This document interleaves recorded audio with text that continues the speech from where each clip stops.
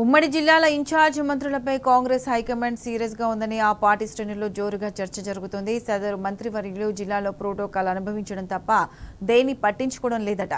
కనీసం పార్టీ వ్యవహారాలను చక్కబెట్టడంలోనూ ఫెయిల్ అవుతున్నారని అధిష్టానం సీరియస్ గా ఉందని టాక్. ఇటీవల కేసీ వేణుగోపాల్ ఇన్ఛార్జ్ మంత్రులకు క్లాస్ ఇవ్వడం వెనుక ఆంతర్యం ఇదేనని కాంగ్రెస్ క్యాడర్ తెగ చర్చించుకుంటుంది.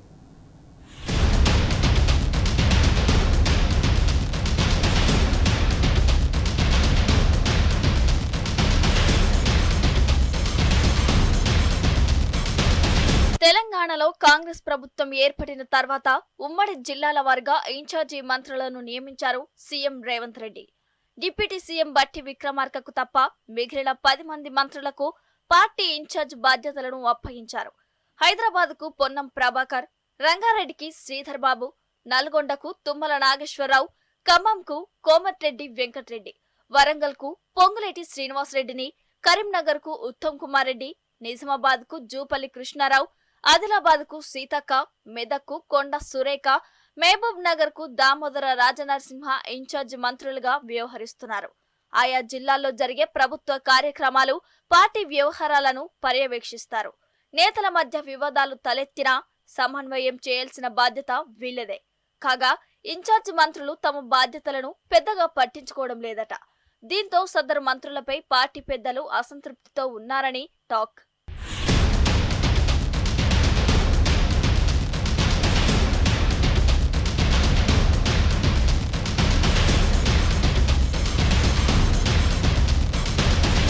జిల్లాల్లో నేతల మధ్య వర్గ విభేదాలు ఉన్నప్పటికీ వాటిని చక్కబెట్టడంలో ఇన్ఛార్జ్ మంత్రులు ఆసక్తి చూపడం లేదని కాంగ్రెస్ వర్గాలు చర్చించుకుంటున్నాయి. కేవలం తమ జిల్లాలో ప్రోటోకాల్ అనుభవించడం తప్ప ఇతర ఏ అంశంపైన దృష్టి పెట్టడం లేదట. దీంతో ఇన్ఛార్జ్ మంత్రుల వ్యవహార శైలిపై పార్టీ పెద్దలతో పాటు సీఎం సైతం అసంతృప్తితో ఉన్నారని అంటున్నారు. ప్రభుత్వ కార్యక్రమాలను పార్టీ శ్రేణులు ప్రజల్లోకి తీసుకెళ్లడంలో పూర్తిగా విఫలమయ్యారని, జిల్లాలో అనేక సమస్యలు నిత్యం దర్శనమిస్తున్నా వాటిపై దృష్టి పెట్టకపోవడంతో సర్కార్ బదనమవుతుందని వాపోతున్నారట. ఇన్ఛార్జ్ మంత్రులు తాము ప్రాతినిధ్యం వహిస్తున్న జిల్లాలో పూర్తి స్థాయిలో పట్టు సాధించలేకపోతున్నారని, రానున్న స్థానిక సంస్థల ఎన్నికల్లో ఈ ప్రభావం పార్టీపై పడుతుందని ఆవేదన చెందుతున్నారని తెలుస్తోంది. ఇన్ఛార్జ్ మంత్రులు యాక్టివ్ గా ఉంటేనే ఎమ్మెల్యేలు సైతం దారిలోకి వస్తారని, ఫలితంగా పార్టీకి ఉపయోగకరంగా ఉంటుందని హస్తం పెద్దల వాదన అని కాంగ్రెస్ క్యాడర్ చెబుతోంది.